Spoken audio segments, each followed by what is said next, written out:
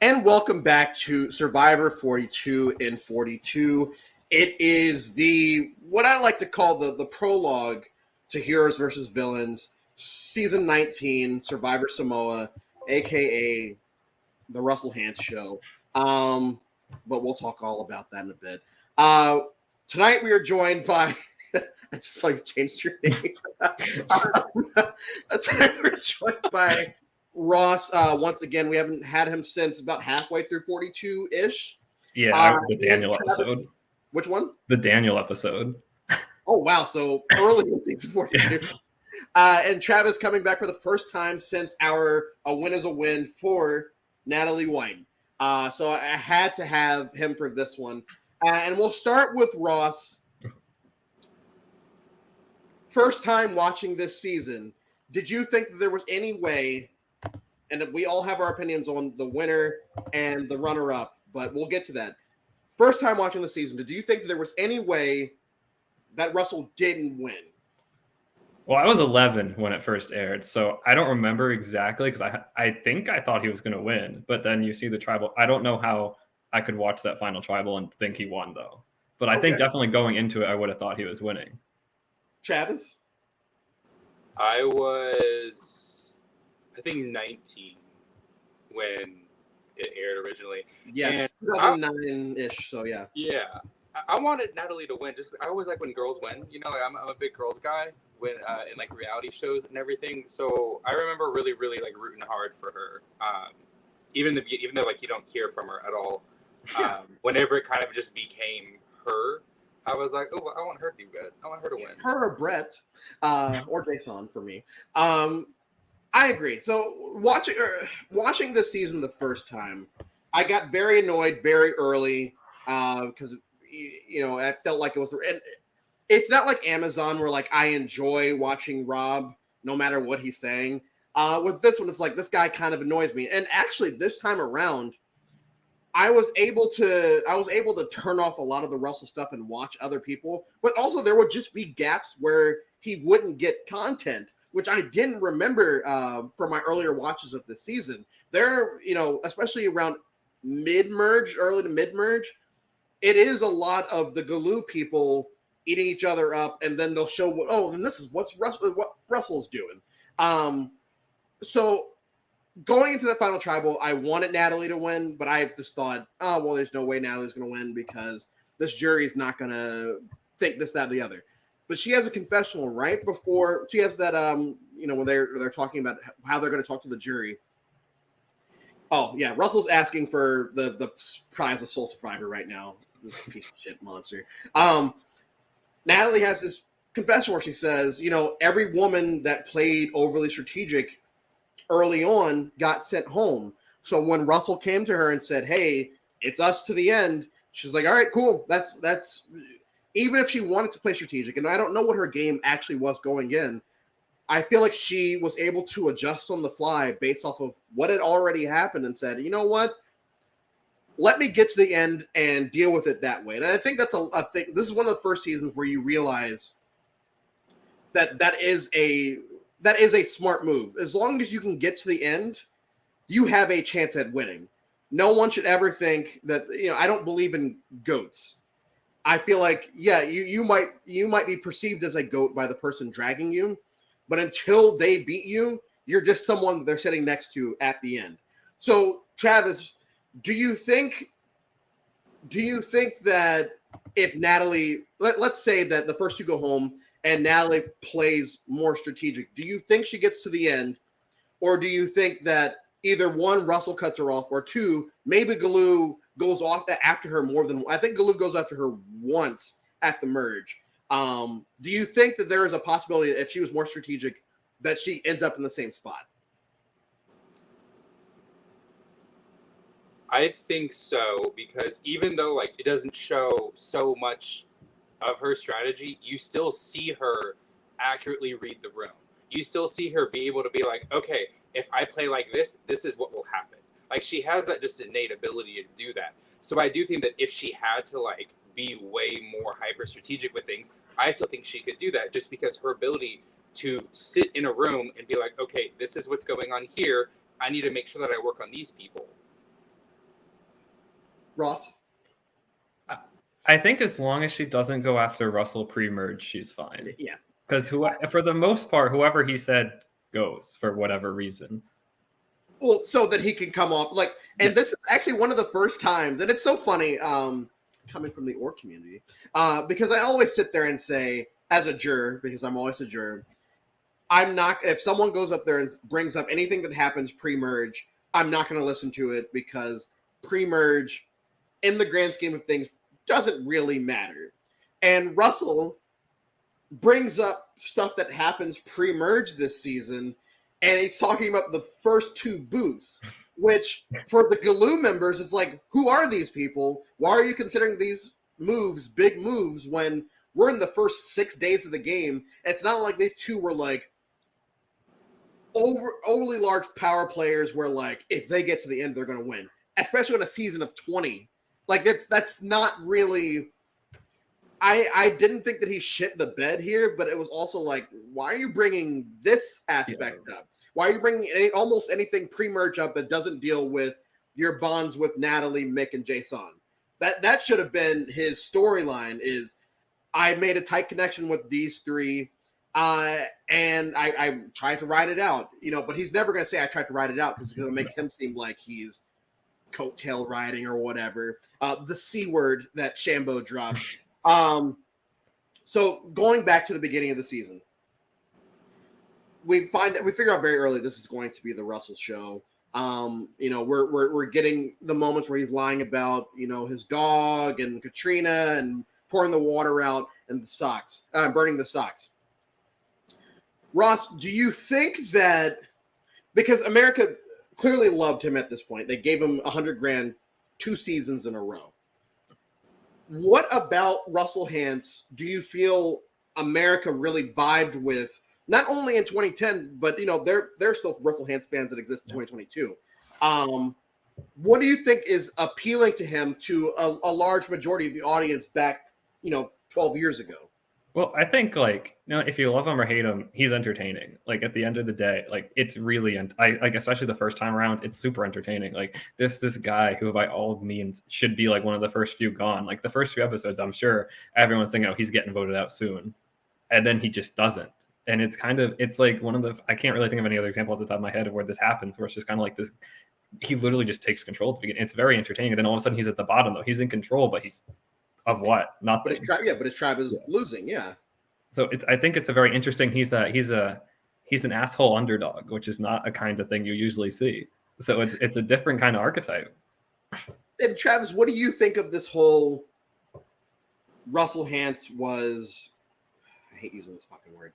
Robbed. Do you think that?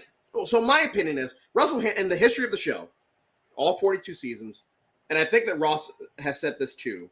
I'm fairly certain you've said this as well. There's never a season that Russell Hantz could actually win. Was that you that came from? I would agree with it, but I didn't remember saying it.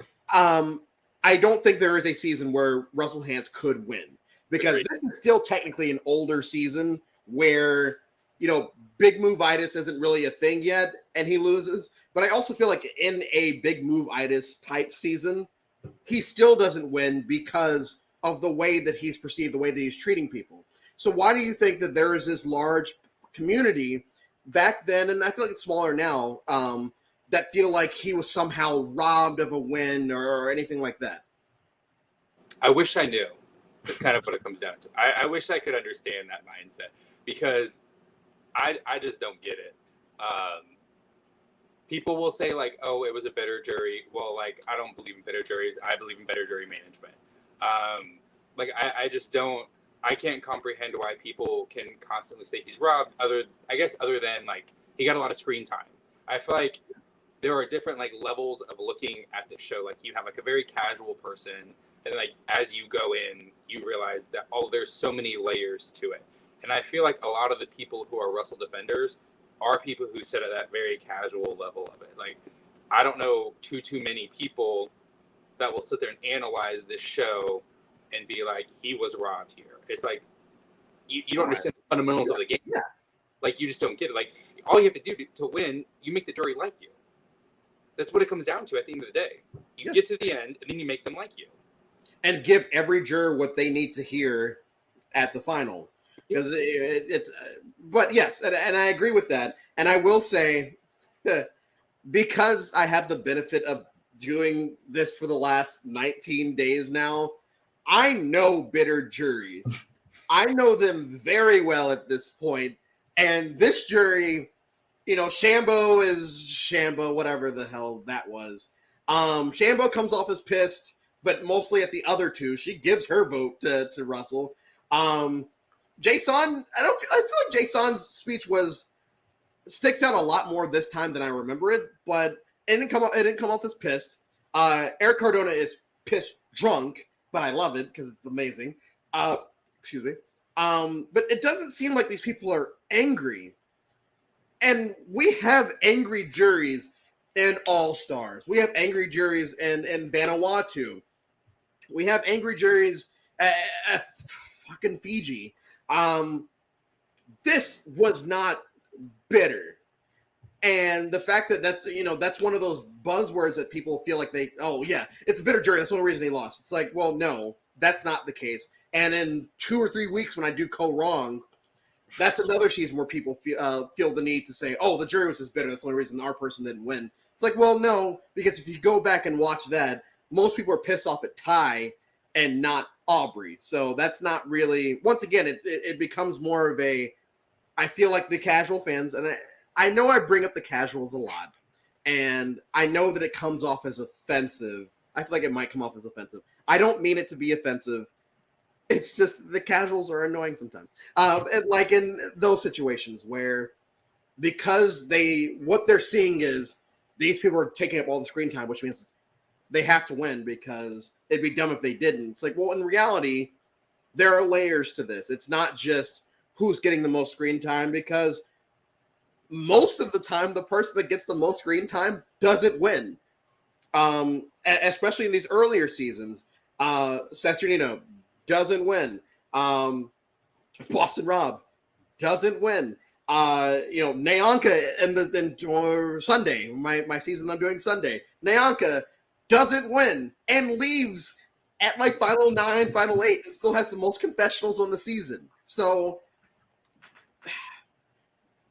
casuals, I love you. I'll leave it. I'll leave it there.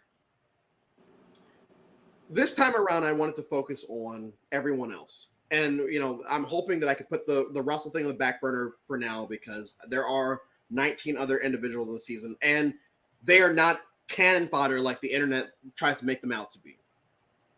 So this time I tried to pay attention to a lot of different characters, and I do feel like there are a few fun characters on this season besides Shambo. CGI Brett was the first person that I wanted to focus on, because I wanted to see if the legend was true.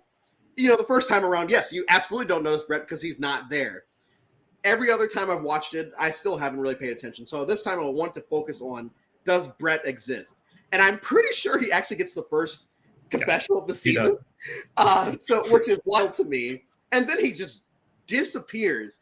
Now, one, it's because he's on Galoo, and Galoo keeps winning, so we don't have to spend a lot of time with them. And I get that. And he's always, because Kelly, Monica, and Laura are their three. You got Dave Ball being Dave Ball. You got Eric and Shambo, and you got Russell Swann. They're all doing their thing. They don't pay attention to Brett. Brett's not significant to the Galoo storyline at this point. But it's fun that there's 3-episode story arc where Brett becomes a character, where he becomes all of a sudden the most appealing, the most interesting character on the season up to at that point. During those 3 episodes where Brett's winning, he's not getting a lot of screen time, but it's enough where we're like, you know what, I like this guy. I hope Brett wins. So I know that it's a meme, and I know that he's probably one of the more memeable characters in the history of the show. But Ross, I know that both of you two like him, so I'm gonna start with you first. What is appealing about CGI Brett now that I know that it's not an ironic like? Oh, no. Brett is legitimately one of my favorite survivors of all time. And that was just down from when I was 11. He was my favorite from the start. And I just was like really, really, really into Brett. Like that was like the best. And then Brett, honestly, I don't know.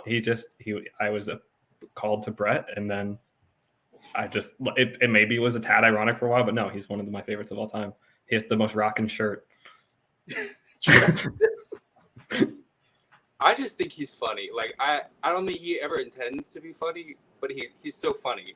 And it's like the whole like prayer warrior stuff that comes up. It just randomly. It's like, where did this come from? All of a sudden now, like I just think the funny part is, are you a prayer warrior? They do it and they still lose the. It's so great. He doesn't get a lot, but when he does get, it's like you remember it. Yes. The Prayer Warriors Alliance that happens during the penultimate episode of the season. I loved it. He gets his little main character arc for a little bit there. Like it's great. He's fun time. And what I will say is this: everyone that listens to this knows, Russell for me, not my cup of tea. But much like, and here's my Thailand reference for the episode. Much like Clay Jordan, I enjoy a lot of Russell's confessionals. And my favorite Russell confessional of all time is he's not Mike Tyson, he's Brett. Because it's so basic and straight to the point, but the optics in the moment are, but if he wins 2 more, then he is the Mike Tyson of Samoa. And ironically, he wins that Final 5 challenge right after that confessional happens. But I do feel like CGI Brett, as a character in the 3 episodes that he's heavily featured, becomes one of the better characters on this season. And I'm going to tell you, because the pre-merge falls into the same trap that a lot of the teen seasons fall into of not a very memorable pre-merge cast. And a lot of the pre-merge cast that I remember before I did this rewatch of it was Ben Browning, who obviously I'm not a fan of. Is anyone a fan of him? And what I've been doing with every season that I've been doing so far on this rewatch is give it the benefit of the doubt. Maybe I just don't remember. Maybe Ben is actually just misunderstood. It was worse than I remembered. And it was actually worse than I remembered because I didn't remember the Kool-Aid reference that he made and the ketchup sandwich reference that he made. I just thought he said the ghetto trash reference, which is like, all right, whatever. He's a piece of shit, just base level. But after that, it was just more like, oh, and he said it more than once. All right, fuck this guy. And then they do the 2 physical challenges back to back, physical immunity challenges back to back. The one where he gets kicked out and the one that's in the water. Yep. And I didn't remember that second immunity challenge very well. And based off what the edit shows us, it doesn't seem like he's overly aggressive in that part, and it actually seems like John Fincher and other people are taunting him because of how badly he's doing in it. So besides Ben Browning, for negative reasons, are there any memorable cast members from the pre-merge in y'all's eyes? We'll start with Travis, we'll move to Ross. I'm not gonna lie, I love myself too much to rewatch of this season too often. And I rewatched it with you. What was it? Last summer. A year ago. Last summer, yeah. Russell Swann was pre-merge, right? Russell Swann almost died. Yeah. Okay, I really like him. I've met him too, and he's just a gem. Like, he's a super sweet person. When I met him, like the first thing I asked him, I was like, so like, what's Natalie like? Like, so, and he just like went on and on about how she's like just a gem. She's super cool. She's just so sweet. And he just felt like people just wanted to protect her. Yeah. But him, like, I like him a lot. I was happy he came back. I kind of want him to come back again and not get. I could do without his Philippines run. Ross. No, I was going to say, I think Russell Swann is one of the more memorable pre-mergers like ever. Like, I think for a while, it's Russell and Russell, and then there's only one. But I do think, he's definitely a memorable pre-merger. And sure. Something that I didn't remember from my last rewatch of the season is the fact that there were 2 medevacs pre-merge. I only remembered the Russell one. I remember Barassi gets hurt at some point, but I just thought it was more of a he gets hurt and then gets voted out.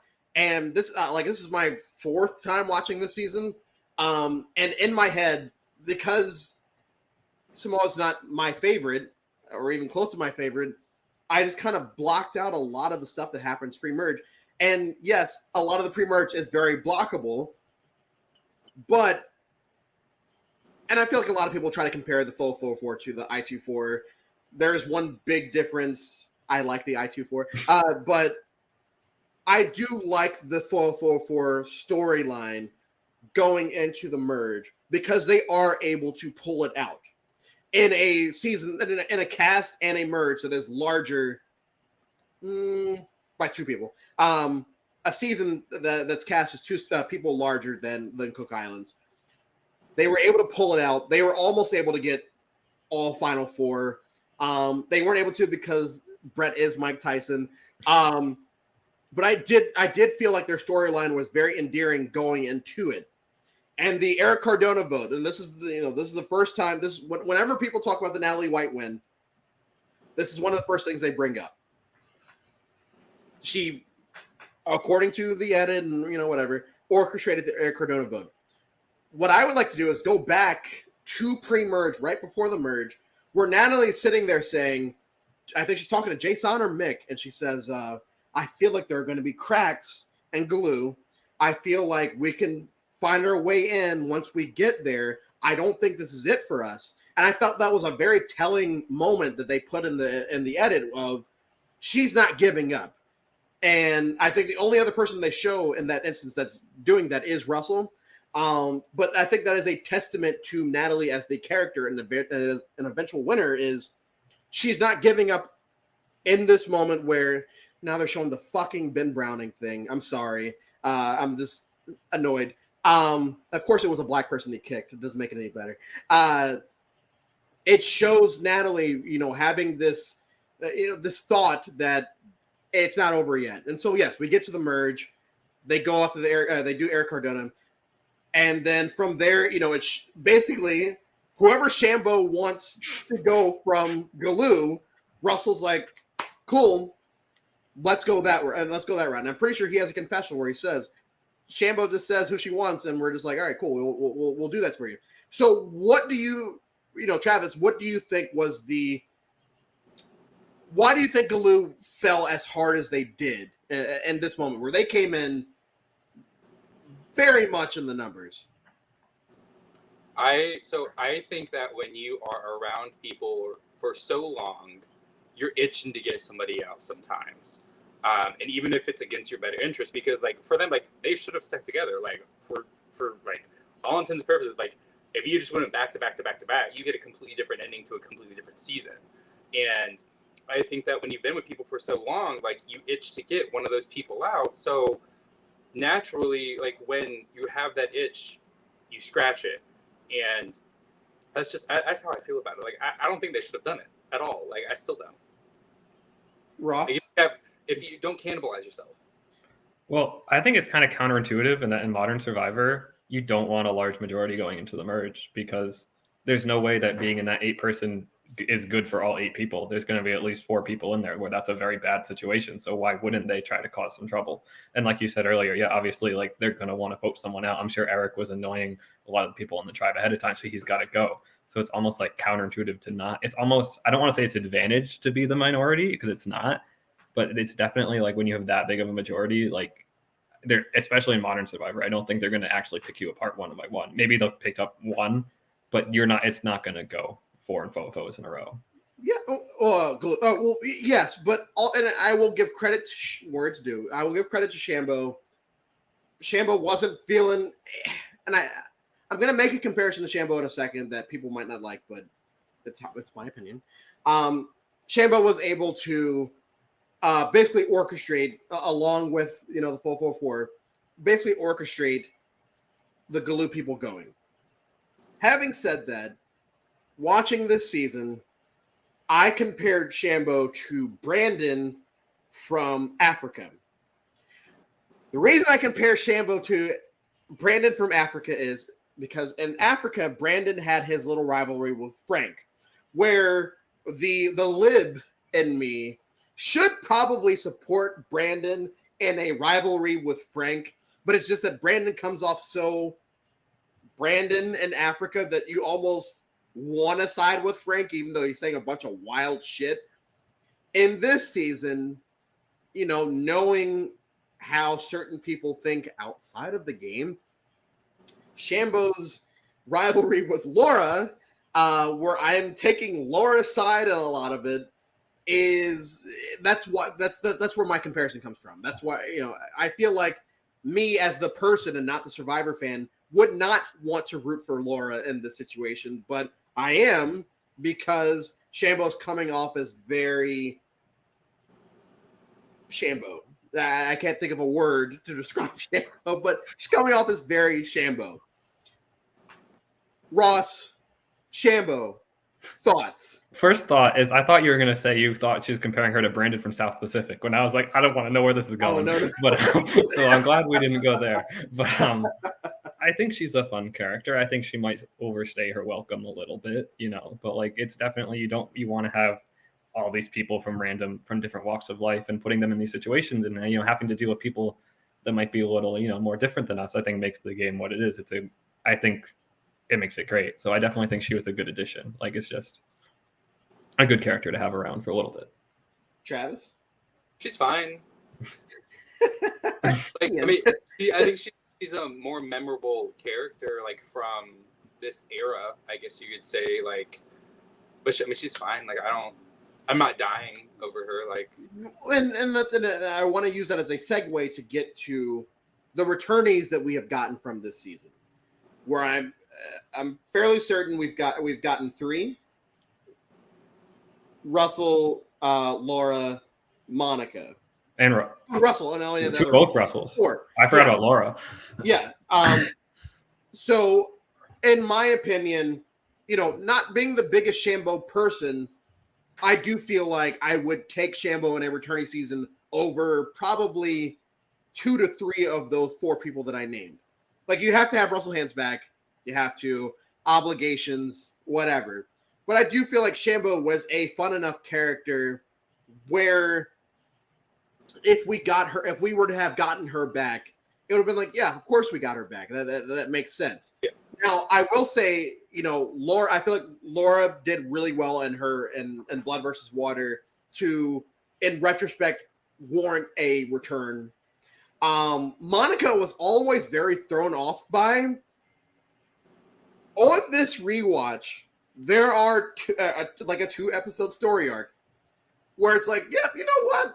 This is probably why they put her on the ballot. Because she does become a very fun, antagonistic character towards Russell in the 2 episodes where it's either going to be her or Dave Ball. And they go back to back, but it's very fun watching her provoke this guy who has come off as very untouchable for a lot of the season, very, on his high horse, or, whatever you want to call it. And all of a sudden, this little bitch, as he refers to her at some point, is getting under his skin enough to, like, freak him out, at least, like I said, according to what we're being shown on screen. And I enjoyed that. And I sat here this time thinking, you know what? I would probably vote for Monica on that ballot. I would still vote for T-Bird over Kimmy Kappenberg, but I would potentially vote for Monica to go for second chances. Laura, I get it. Russell Swann, if they're doing based off of Medivacs, yeah, the dude almost died. But do you guys think there's anybody else from this season, just personal preference, that you would want to see come back at any point, or do you think that should have already been back from this season? Want but shouldn't is Brett. Want that would never say yes, Jason. Is Jason? Yeah, I don't think I think he was done, and he's doing much. He went to space. Outer He's doing space, much more important things. Yeah, he's went to space. He's doing much more important things. Travis? I mean, just Natalie. Like, oh yeah, okay. I mean, I just imagine if she took Sarah's spot at Winners at War. Like, yeah, I know she wouldn't have quit for Natalie though. But like, I mean, I just imagine it. Like, in my perfect world, my perfect world would be Vesepian, not Sarah, but yeah, and we're gonna segue to Natalie real quick because I don't think anyone's gonna sit here and say that Natalie's the greatest winner or this, that, and the other. No one's gonna say that, but I do feel like there is merit to her win because there is merit to every win that happens on the show, whether people want to acknowledge it or not. That's their own thing. And I know that even people that have played on this season or other seasons have said, oh, yeah, they didn't deserve to win because this, that, and the other. It's not up to them. It's up to the jury, and that's it. So watching this time and watching when me and Travis watched it last summer for A Win is a Win, I was watching that time to see, okay, yeah, what are we getting from Natalie on camera in the moments that we are actually getting Natalie content to say, you know what, that's why she won. And for me, it's, her not giving up right before the merge where it's like, hey, this, that, the other. Her saying, like when Russell asked her for a final 2 deal, and she says, yeah, because I already feel like he's rubbed people the wrong way. And that was pretty early merge where she said that. The Eric Cardona vote. And just her, from what we're seeing, her perception of, I don't care how I get to the end. I just need to get to the end, and I'll take over from there. And she killed a rat. Y'all, and we'll start with Travis with this one, because I know that you're a big Natalie White person. What is it about Natalie White for you? What makes her stand up where you would want her owners at war over a person like Sarah, besides that other reason? There has not been a winner like Natalie, and there will not be another winner like Natalie. And I mean that is like, she was forced to play a very specific archetype. She was forced to play a very bare bones game where like she couldn't make moves on her own really without Russell being like, all right, well, she got to go. Or somebody else being like, all right, she got to go. She couldn't stand up against that. So she really quickly was like, all right, well, I'm just going to go with him then. Like, I'm gonna follow him around, and that's fine. Because her first confessional, she's like, I mean, I can win against him. I can already see what he's doing. I can still win. Like, I just think her ability to read the room and to use her social game, because she has an unparalleled social game, like near unmatched, with just how good she is at forming these bonds with people. And then even when she's voting all of these people out, they're not being mean to her. Like, they're not mad at her or anything. They're still talking to her like she's a friend almost to them. And like, I think that's a true testament to Natalie that I don't think people give her enough credit on. And like, Survivor just doesn't know how to edit a very strong social game on women. Yes. They just don't know how to do it that well. And her biggest attribute was the thing that they just decided not to highlight at all. And I think like as time goes on, more and more people are like, I think she did do really well. I think she did a lot better than initial thought. And I think it's only going to continue to go up as the years go by with it. Ross? Yeah, I think it's very much, I agree with a lot of what Travis is saying. Like, one of the things that stood out is like in the first few episodes, she literally says, I know I can beat Russell. And that's why she aligns with him. And one thing is, I don't really think there's too much different between Natalie and Mixed Game, and that Natalie just did it better. Like, she was actually making relationships. Like, I don't really see enough to know why Mick gets like so yelled at by some people at Final Tribal. But also, it's just Natalie. Like, there's one vote that really stands. I think it's the Kelly vote that they even talk about. They think Natalie's with them and going to flip. They talk about splitting the vote because they think Natalie's going to vote with them. And like, obviously, she was never going to do that. So I think she's just was able to make those relationships. Like, obviously, the Galus like liked her because she was making those relationships. While it's like, I think Mick was trying to do the same thing. I think Mick knew he could beat Russell at the end and just didn't do what was necessary to beat Russell at the end. And something else, that, like going off what you just said, something else that stands out is the fact that usually, and we even see that when the Fofo are going after the Galoo of who's first in command, who's second in command, all that. From our perspective of what we are seeing, it seems like Galoo sees Fofo as Russell, Natalie, as in Natalie is second in command, which, when you have, let's just call it like it is, when you have 3 men in an alliance of 4 and everyone's perceiving the woman to be above 2 of those people, I think that it's also a testament to her social game, which is what both of y'all have referenced. the fact that she was able to quickly get with the women from Galoo and say, hey, it looks like Eric's trying to pull this move on you, and they just believe it. Like from what we are shown, it's very quick. It's, hey, it looks like Eric's trying to do this. Let's just, and it ends up going, everyone except for Eric and Shambo vote for Eric. So I understand that, yes, she wasn't flashy. No one's ever going to say she was flashy. Yes. Did she hop on a bandwagon to the end? Sure. But who cares? Also, with that too, like, they were a partnership. Like, when they talk, like, Russell obviously will get more credit for a lot of the things because he is much more louder, he's much more vocal, he's much more forceful. Like, that's expected.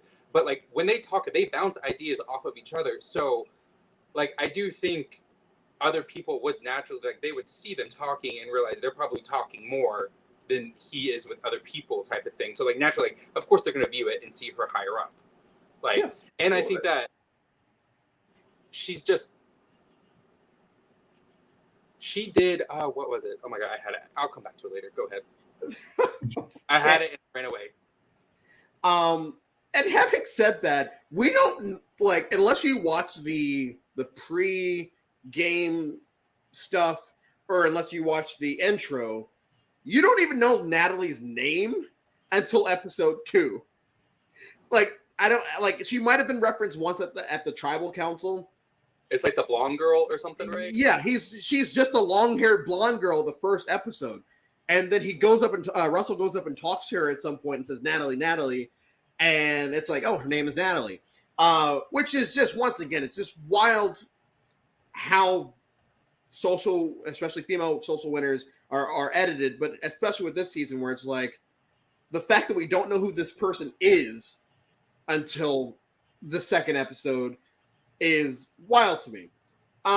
Something else that happens very early on, and I'm glad they didn't continue after this season. They kind of tried to, adjust it for Nicaragua, and it still didn't work. The leadership necklace thing, which I totally forgot was actually, I forgot it was a thing at the beginning of the season, but I also forgot that it was supposed to be like this important aspect to the season, to the point where when Russell gets medevac, they have to elect a new leader. It's like, oh wow, okay, so this is really going deep. And we get the Medallion of Power in the 21, which is the only thing I guess I can compare it to ish. Did they need this twist? Just, you don't even have to answer really. It's yes or no. Did they need this twist? Oh, I like it. I think that's the kind of twist they should be doing. You know what? I need explanation. I think it's the perfect kind of twist. It's not game breaking. It adds a new social dynamic. Like, immediately you'd think you'd vote out the leader almost immediately, but that's not what they did. I think it adds I also like the twist where you send the other person to the camp. I think it's a non-game breaking, good way to add in slightly new gameplay kind of twist. I think that's the kind of twist I like. I think it worked well. It could have worked a little better. Like, Mick is kind of irrelevant, but I think Russell being a leader was a huge part of that tribe's arc. So I do think I do like the twist. It's fine. It's fine. I think it's better than like the game breaking stuff that happens way later on in the season. So I mean, I like that aspect of it. Like, I think it's cool that it doesn't hinder, but it also like doesn't encourage too much. Like yeah, it puts a label on somebody as the leader, and it's still like, okay, I guess we're gonna listen to them, but like we don't have to if we don't want to. Still, like, yeah, and it's honestly, fine. Like, it's okay. It's crazy. So much of this season is like it's fine. It's crazy that I don't know all the rules. They didn't explain all the rules. Maybe what we were shown were all the rules. But it's crazy that Mick and Russell Swann's names were never really brought up as far as potential votes on the edit, because at least in Russell's case, it did seem like he was annoying people at least. And I guess the one time that they actually had to go to tribal while he was still in the game, his name wasn't even on the block. It was strange. So I want to know what the actual rules were for the leadership necklace, to the point where Jeff brings up at the last pre-merge challenge, Shambo's not wearing the leadership necklace, and they're like, yeah, because it's dumb. No, they say it's bad luck. It's bad luck, so we don't want to wear it. And funny enough, they win the challenge. So, a couple more notes. I have in my notes, and I put this down more as a can you guys confirm or not confirm? Besides 41 and 42, because we're in the new era. So between 19 and 40, is this the last newbie cast where there is no swap? All newbie cast. I feel like I read that, but I don't know for sure.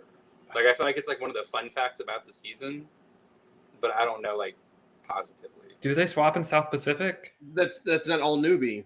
Oh, you're right. Yeah. I'm fairly certain. Yeah, because they swap in One World. They swap in One World. That's probably right then. Yeah. Which is, and it's funny because we get Tocantins and we get China, Tocantins, and this as the last 3 seasons, and I feel like 2 of those seasons, at least in my opinion, are 2 of the best seasons.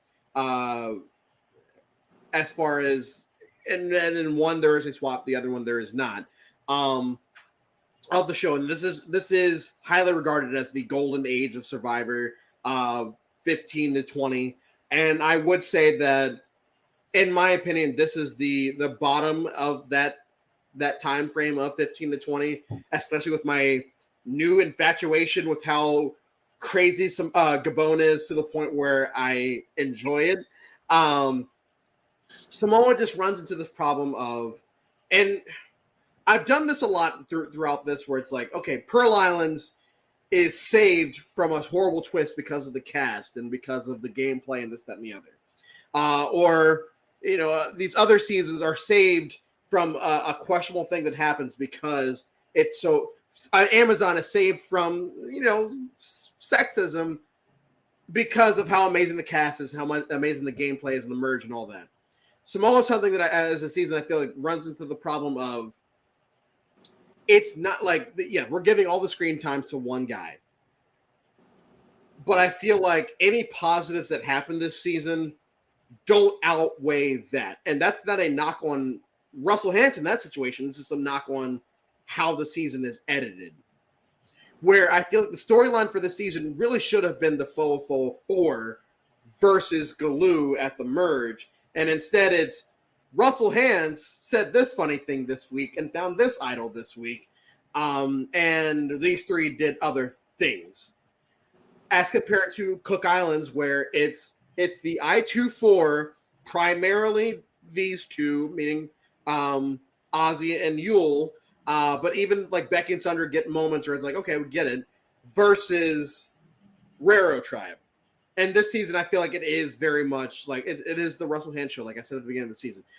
Do you all think, as we start to wrap up, if this season is edited, we'll give him 95 confessionals, maybe even 90, where he's still by and large the largest confessional person in the season. Do you think that this season could be perceived as better by the non-casuals, the us's of the community? Either one can start. I mean, I already think it's a top half season. So if you spread it around a little more, I think it might even be top 10 for me. But I don't think it's as badly edited as people say either. Because as much as you hate him, Russell is entertaining, and like, obviously he gets a little too much. But like, I think you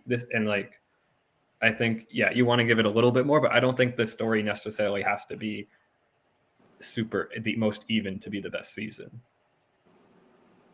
Yeah, I agree too. Like, I don't think it needs to be super even, and like, I think it's kind of cool to have a season of Survivor where you do have to sit there and like piece together, like, how did this happen, almost at times, because it's almost like once you piece it together and you see it, it's like, how didn't I see this before, type of thing.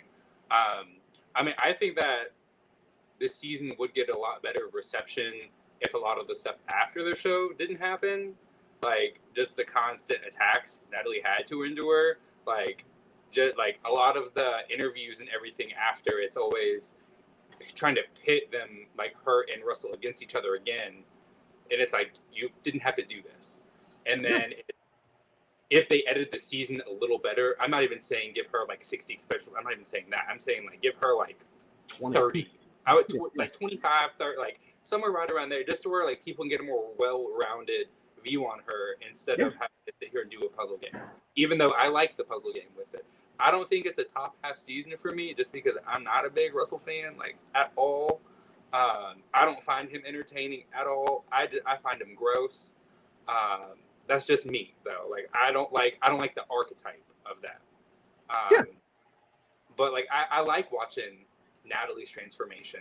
I like watching Natalie have this confidence from the beginning and then see it through to the end of, I know I can do this. I like watching Natalie have this social game where she does protect Russell because she knows that's her best bet to get to the end. Like, I like all of those aspects of it. But at the same time, like, I just feel like there's a glaring stain on it that just, like, you didn't have to do it like this. Like, she doesn't even want to be a part of the community because the treatment was so bad. Because Survivor fans are going down the road of Star Wars fans where it's just like, can you please just shut the fuck up before everyone just all hate us all? Star Wars fans are the worst. No offense to any Star Wars fans out there. But, and I want to wrap this up with, I always consider Samoa to be, like, whenever I'm introducing people to Survivor, you know, I'm like, hey, yeah, watch the season.